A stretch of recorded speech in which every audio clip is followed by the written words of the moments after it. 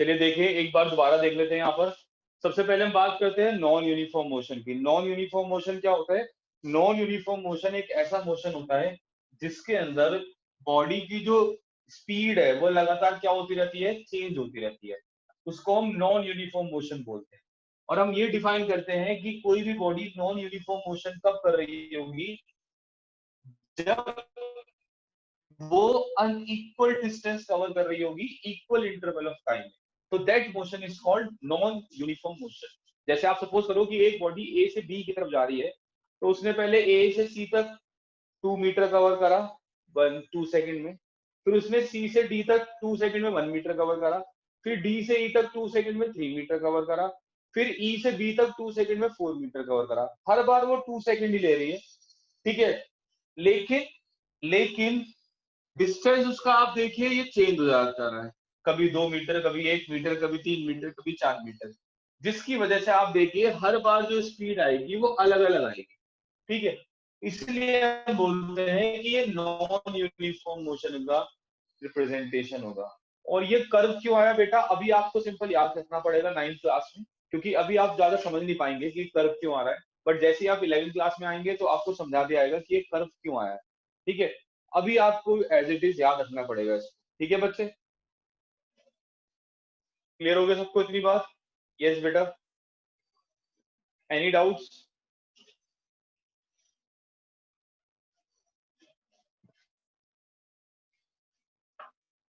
चलिए आगे देखते हैं, नेक्स्ट समझते हैं।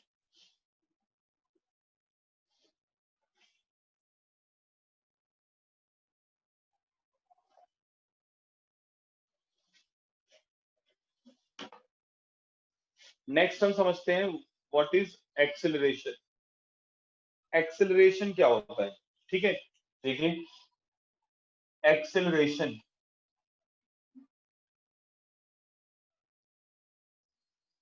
एक्सेलरेशन को हम ए से रिप्रेजेंट करते हैं। और एक्सेलरेशन बताता है rate of change in velocity. Acceleration क्या बताता है?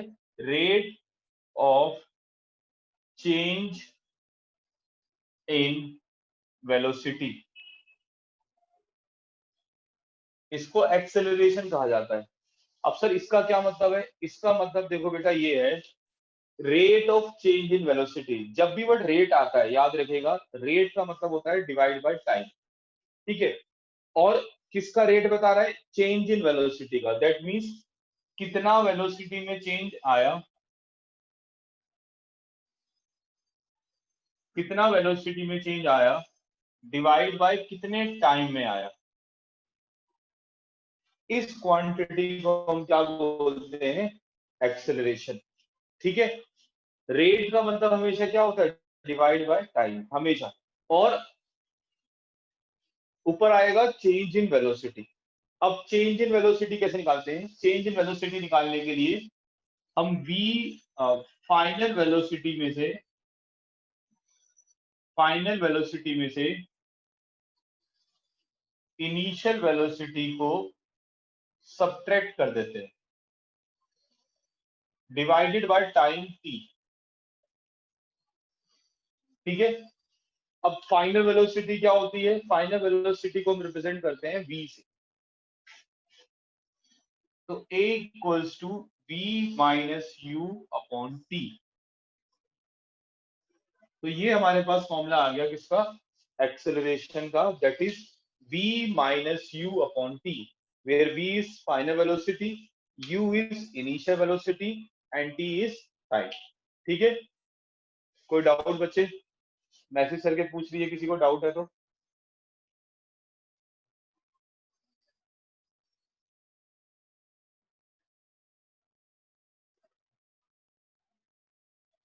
एनी डाउट्स बेटा? बच्चे बताइए प्लीज, कोई डाउट किसी को?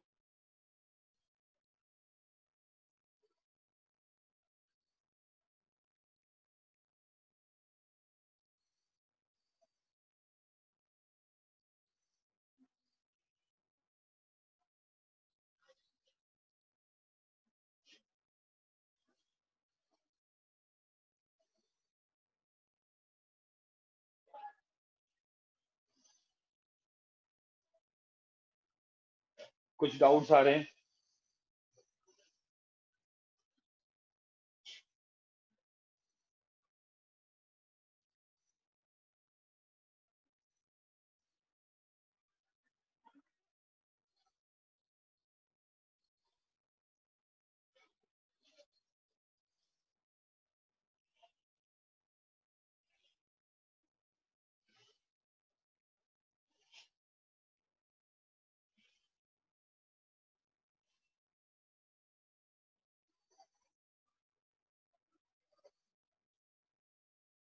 चलिए यहाँ पे देखिए कुछ डाउट आया है बच्चों के कि एक तो सिलेबस के बारे में पूछ रहे हैं।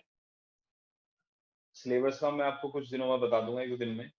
और दूसरा ये पूछा जा रहा है कि सर वेलोसिटी को हम v से करते हैं, फाइनल वेलोसिटी को v से करते हैं। तो ऐसा कोई कंपल्सन नहीं है, वो तो आप कर सकते हैं, ठीक है ना, क्योंकि दोनों वेलोसिटी है। फिर दूसरा आ रहा है सर इनिशियल वेलोसिटी क्या होता है। इनिशियल का मतलब होता है शुरुआत में, जो आपकी शुरुआत वाली वेलोसिटी है उसको इनिशियल वेलोसिटी कहा जाता है, ठीक है। That is called initial velocity.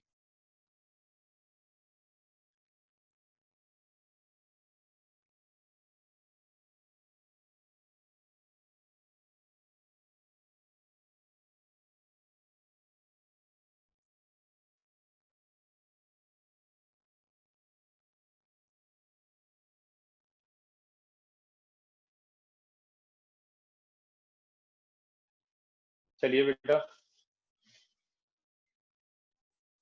अब जैसे इसके बारे में अगर आप समझे, अगर इसका एग्जाम्पल लेके देखें तो एग्जाम्पल का मतलब क्या है। जैसे आप सपोज करें स्कूटी से ट्रेवल कर रहे हैं, एक्टिवा से ट्रेवल कर रहे हैं, और आपने क्या करा, जो रेस है उसको इंक्रीज करा। तो एक तो होता है कि धीरे धीरे इंक्रीज कर रहे हैं, एक होता है कि एकदम इंक्रीज कर दिया।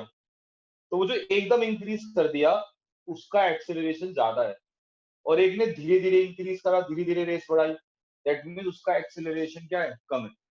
मतलब एक्सेलरेशन ये बता रहा है कि अगर वेलोसिटी में चेंज हो रहा है तो कितना वेलोसिटी में चेंज हो रहा है पर यूनिट टाइम में, एक सेकंड में कितनी वेलोसिटी चेंज हो रही है, दैट इज कॉल्ड एक्सेलरेशन, ठीक है। और एक्सेलरेशन का फॉर्मूला होता है v minus u upon T, right.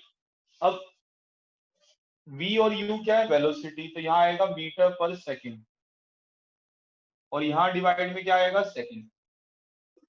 जब ये इससे मल्टीप्लाई हो जाएगा तो एक्सेलरेशन की यूनिट आ जाएगी, दैट इज मीटर पर सेकंड स्क्वायर, ठीक है। That is the unit for acceleration, it is metre पर सेकंड स्क्वायर, ठीक। क्लियर है? और कोई डाउट किसी को पूछना है? एक्सेलरेशन का मतलब समझ में आगे सबके? यस और नो?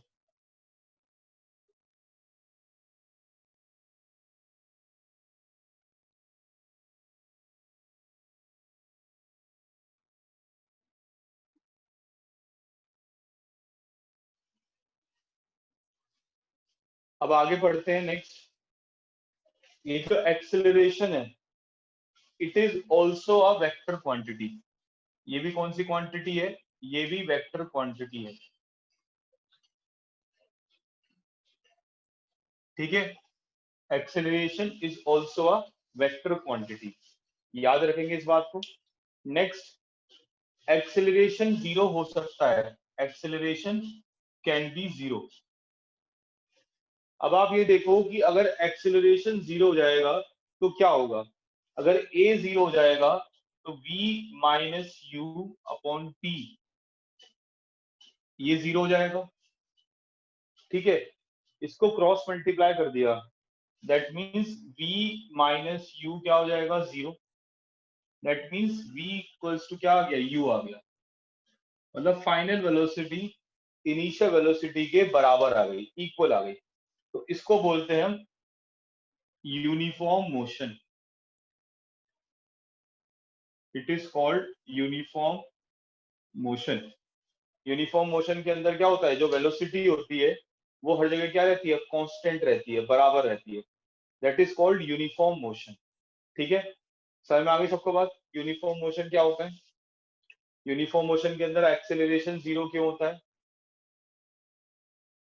देखिए, मैंने कहा कि एक्सेलरेशन वेक्टर क्वांटिटी है, ठीक। एक्सेलरेशन जीरो हो सकता है। अब अगर एक्सेलरेशन जीरो हो गया तो v minus u upon T zero हो जाएगा। That means v minus you zero हो जाएगा, मतलब v u के बराबर हो गया, मतलब फाइनल वेलोसिटी इनिशियल वेलोसिटी के क्या हो गई, इक्वल हो गई, बराबर हो गई। दैट मीन्स वो कौन सा मोशन कर रहा होगा, वो यूनिफॉर्म मोशन कर रहा होगा, क्योंकि यूनिफॉर्म मोशन में दोनों चीजें क्या होती है, इक्वल होती है। कौन सी दोनों चीजें, इनिशियल वेलोसिटी और फाइनल वेलोसिटी दोनों इक्वल रहती है। इसलिए तो अगर कहीं पे एक्सेलरेशन जीरो आता है तो इसका मतलब वो यूनिफॉर्म मोशन कर रहा है। ठीक है, फिर ये पॉजिटिव भी हो सकता है और ये नेगेटिव भी हो सकता है। Acceleration can be positive as well as can be negative. अब अगर एक्सेलरेशन नेगेटिव होता है तो उसको बोलते हैं रिटार्डेशन। क्या बोलते हैं उसको, रिटार्डेशन। अगर एक्सेलरेशन नेगेटिव होगा तो दैट इज कॉल्ड रिटार्डेशन। ठीक है, याद रहेगी बात। रिटार्डेशन क्या होता है, रिटार्डेशन होता है नेगेटिव एक्सेलरेशन। नेगेटिव एक्सेलरेशन को रिटार्डेशन कहा जाता है।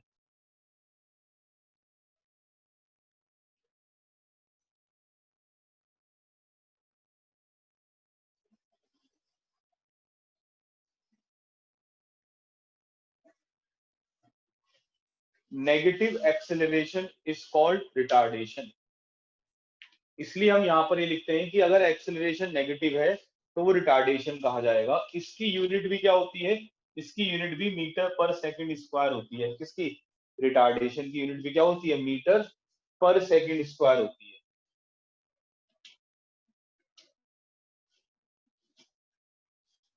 देख ले बेटा सामने सब बच्चे, किसी को कोई डाउट है तो पूछ ले।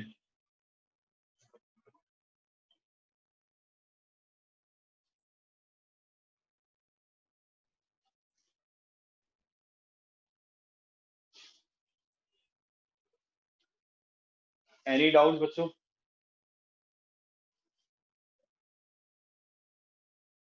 समझ में आगे सबके।